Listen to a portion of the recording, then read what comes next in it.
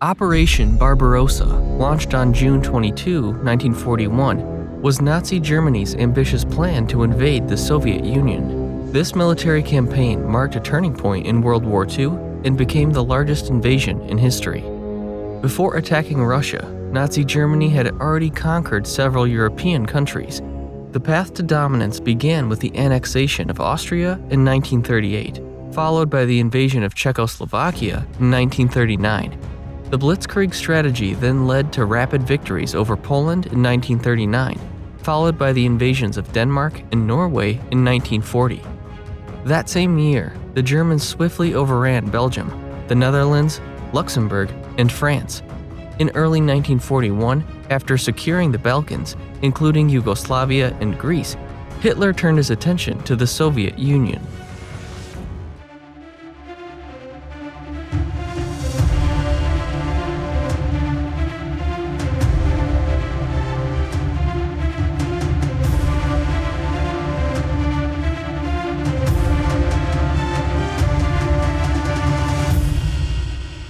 Before launching Operation Barbarossa, Nazi Germany meticulously prepared for the invasion, driven by a mix of ideological ambitions and strategic calculations.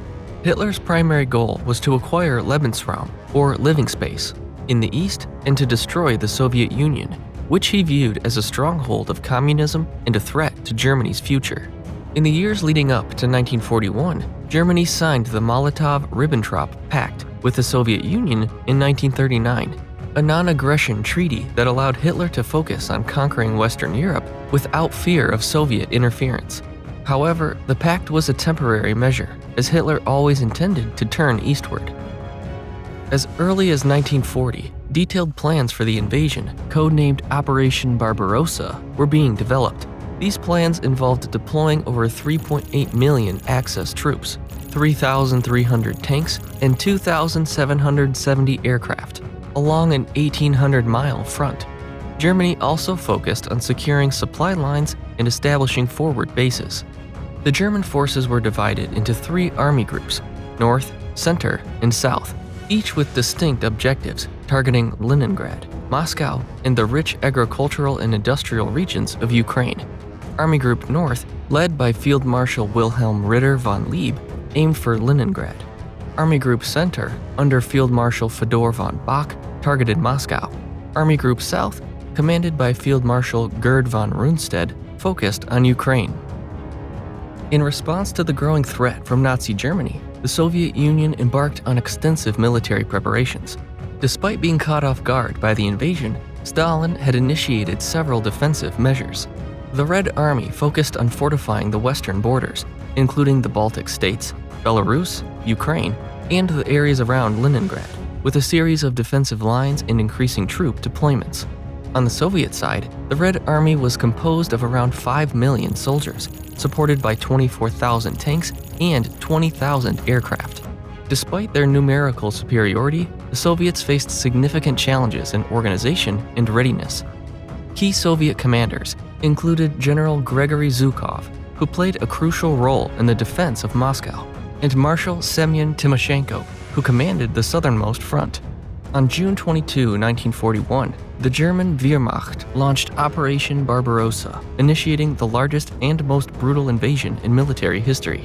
At 3:15 a.m., the assault began with a massive artillery barrage, followed by airstrikes aimed at crippling Soviet air defenses and communications.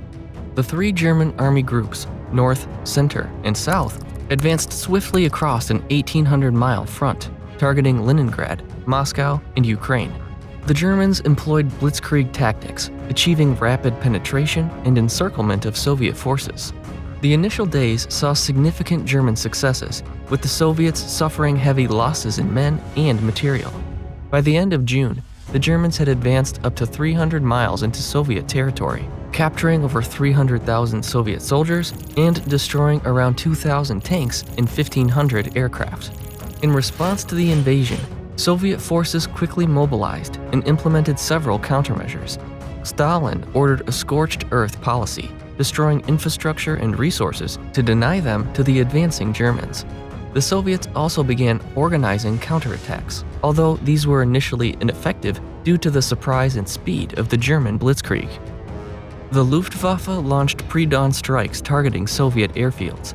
This crippling blow to Soviet air power allowed the German ground forces to advance with minimal aerial opposition. On the ground, the Wehrmacht employed blitzkrieg tactics to maximize speed and shock. German forces quickly penetrated Soviet lines. By the end of the first week, deep breaches had been created in Soviet defenses. The Army Group North advanced through the Baltic states, Lithuania, Latvia, and Estonia, aiming to capture Leningrad.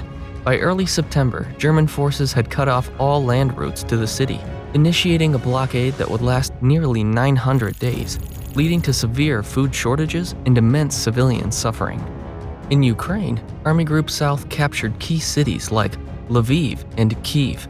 Despite fierce Soviet resistance, the Germans encircled and captured large numbers of Soviet troops, securing the fertile plains for their agricultural and industrial value. Army Group Center, targeting Moscow, moved through Belorussia, capturing Minsk and Smolensk.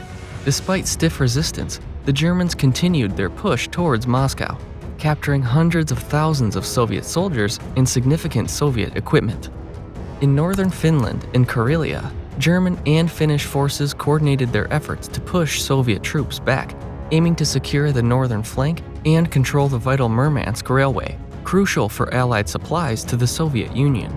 In central Russia, German forces pushed towards Smolensk and Vyazma, deeply penetrating Soviet defenses. They intensified their advance towards Leningrad, aiming to encircle and besiege the city. The battles of Kyiv and the Sea of Azov were significant engagements during this phase. In Kyiv, German forces encircled and captured over 600,000 Soviet troops, marking one of the largest encirclements in military history. Meanwhile, in the Sea of Azov, German and Romanian forces inflicted heavy casualties on Soviet troops, further weakening their southern defenses. The Battle of Moscow was a critical turning point in Operation Barbarossa. The German strategy, codenamed Operation Typhoon, aimed to capture the Soviet capital before the onset of winter. The objectives were clear: encircle and destroy Soviet forces around Moscow and secure the city, which was not only a political and military center, but also a vital transport hub. Despite initial successes, the Germans faced fierce resistance from Soviet forces. The Soviets, under the command of General Gregory Zhukov, prepared extensive defensive positions around the city. As the harsh Russian winter set in, the Soviet defense stiffened, and their counter-offensive strategies began to take shape. In early December 1941, the Soviets launched a major counter-offensive, exploiting the weakened and overstretched German lines.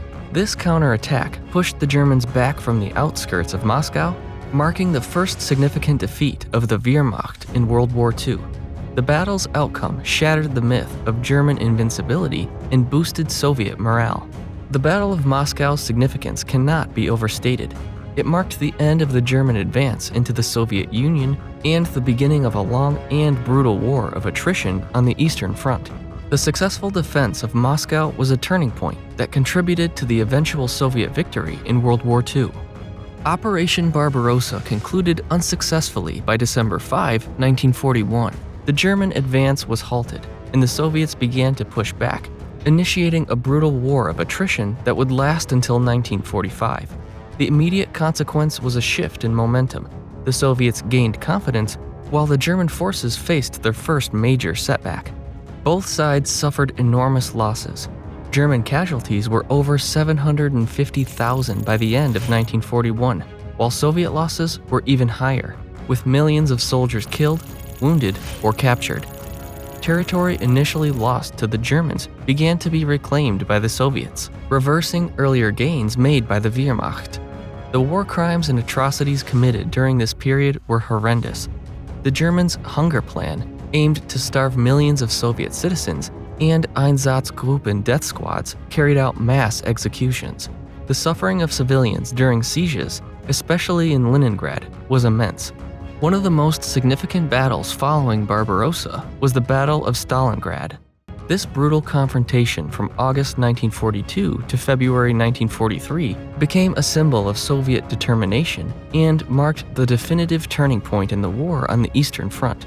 The encirclement and eventual defeat of the German Sixth Army shattered the myth of Nazi invincibility and bolstered Soviet resolve. We've explored the German strategy, Soviet resilience, key battles, and the immense human cost. Did you know that Hitler expected Operation Barbarossa to be over in just a few months? If you found this video informative, please like and subscribe to our channel for more historical content. Stay tuned for our next video.